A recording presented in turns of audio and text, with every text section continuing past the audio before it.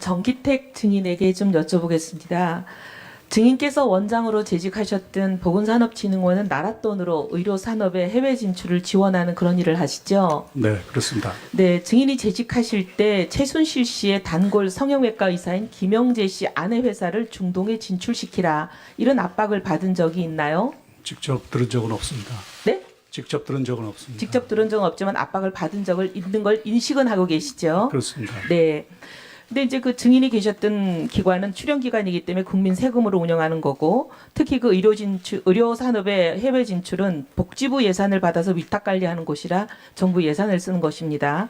그래서 해외 바이어를 면담 잡아주고 네트워크도 연결해주고 판로망을 개척해주는 그런 이제 지원을 하는 곳인데, 신청하는 모든 회사를 다 연결해 줄 수는 없는 노릇이니까 평가 기준을 만들어 놓으셨더라고요. 네, 우리 그렇습니다. 원장님 취임하시고 이걸 굉장히 꼼꼼하게 잘 만들어 놓으셨던데, 뭐 크게는 8개 항목, 작게는 보니까 21개 세부 평가 항목들을 만들어 놓고 여기에 좋은 평가를 받아야 지원하는 그런 형식으로 운영을 하셨죠. 그렇습니다. 예. 근데 보니까 뭐 과거 실적이 있냐, 얼마나 좋으냐, 예상 수익 전망이 좋은가, 의료계 평판이 얼마나 좋은가, 또 현지 진출하는 현지 국가의 원어민 직원이 어느 정도 갖춰져 있나 이런 걸 보셨던데, 이런 기준과 절차에 따라서 최순실 씨 측근 회사를 지원하지 않기로 결정하신 건가요? 그렇습니다. 네. 기준에 미달하는 정도가 아니더라고요. 저희가 분석을 해보니까. 이 김영재 씨 아내 회사라고 불리는 YJ컵스 메디칼이라는 거는 바로 그때 당시 전년도 매출이 2,400만 원에 불과해요. 근데 손실은 17억이에요. 버는 것보다 손실이 71배나 되는, 이건 불량업체라는 말도 할 수 없을 정도로 이건 도저히 서 있을 수도 없는, 존재할 수도 없는 그런 회사입니다.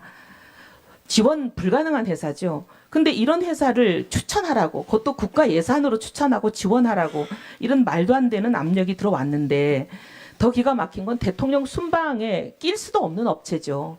근데 대통령 순방에 공식적으로는 끼워줄 수가 없으니까 이걸 비공식적으로 비밀리에 대통령 순방마다 데리고 다닙니다. 기가 막힌 것은 거의 모든 순방에 데리고 다녔어요. 중동 4개국 순방, 중남미 4개국 순방, 아프리카 3개국 순방, 프랑스 순방, 중국 순방, 라오스 순방, 안 데리고 다닌 데가 없습니다. 데리고 다니면서 그 나라의 국왕, 왕세자, 총리, 국회의장, 그 나라들의 강요들, 최고 인사들을 줄줄이 만나게 해주고 그 회사의 중동 진출을 도와줍니다. 기가 막힌 이런 상황이 특혜의 끝판왕이죠. 근데 이런 특혜도 모자라서 중동의 수출업체로 진출시키라, 이걸 국가기관에다가 예산으로 하라고 무리하기 짝이 없는 요구를 했죠. 근데 그것도 기가 막힌데, 그 요구를 잘 안 들어주고 잘 안 되니까 안 해준 국가기관 인사들에게 보복을 한 게 더 기가 막힙니다. 증인이 2015년 중동 순방 멤버로 원래는 정해져 있었죠. 그렇습니다. 그러다가 마지막 순간에 배제되었죠. 네. 근데 배제된 이유에 대해서 뭐 들은 게 있습니까?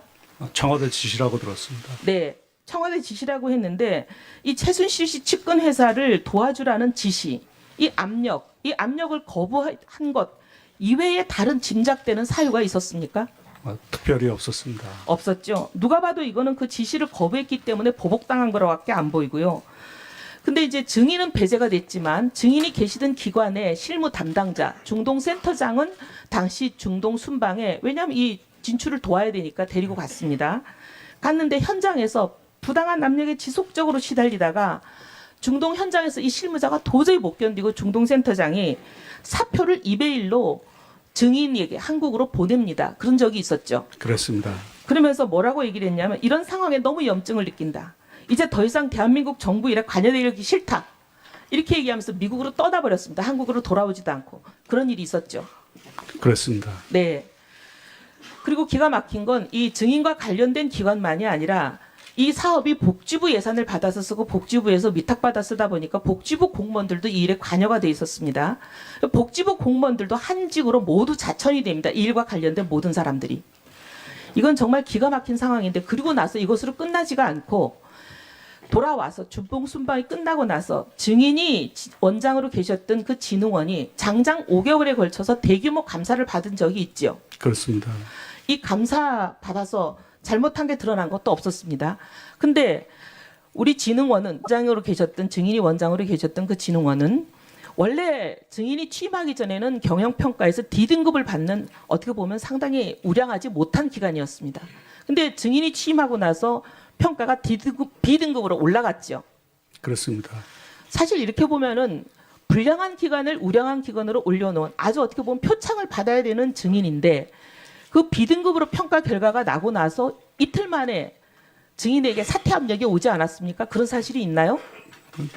그 직후에 그런 있었죠. 공고 사직을 근데 이 권고 사직은 누가 어떤 형태로 무슨 말을 하든가요? 복지부 인사 담당자가 제게 찾아와서 위의 뜻이니 거취를 정리해달라고 했습니다. 위라는 건 청와대라고 하든가요? 대통령이라고 하든가요? 최순실 씨라고 하든가요? 누구라고 하든가요? 청와대라고 했습니다. 청와대라고 했습니까?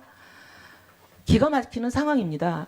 이게 도대체 문체부에만 국한된 최순실 씨 아니면 최순실 씨가 아닌 그 이후에 있는 막강한 권력인지 규명되어야 할 사안이지만 이 문체부에만 국한된 것이 아니라 보건산업진흥원 그리고 복지부까지 망라하는 각종 출연기관에까지 종횡무진으로 생사여탈권을 마구잡이로 휘두른 국정농단 세력의 민낯을 특검이 국민 앞에 낱낱이 밝혀야 될 것입니다. 우리 증인께서 하고 싶은 말씀 참 많으실 텐데 이 자리를 빌어서 국민들께 이 일과 관련한 소회를 좀 밝혀주시기를 바랍니다. 저는 학자로서 20년 동안 연구한 것을 국가를 위해서 실천해보고자 정말 열심히 일했습니다. 그런데 그런 기회를 박탈당한 것이 아쉬웠지만 최선을 다했기에 후회는 없습니다. 다만 현 시점에서 안타까운 것은 16개월 동안 짧은 기간이었지만 아부다비 보건청 장관과 신뢰를 쌓아서 당시 우리 대사께서 금맥을 뚫었다고 평가하셨던 계약을 마무리 짓지 못하고 나온 것이 참 아쉽습니다. 감사합니다. 네, 이현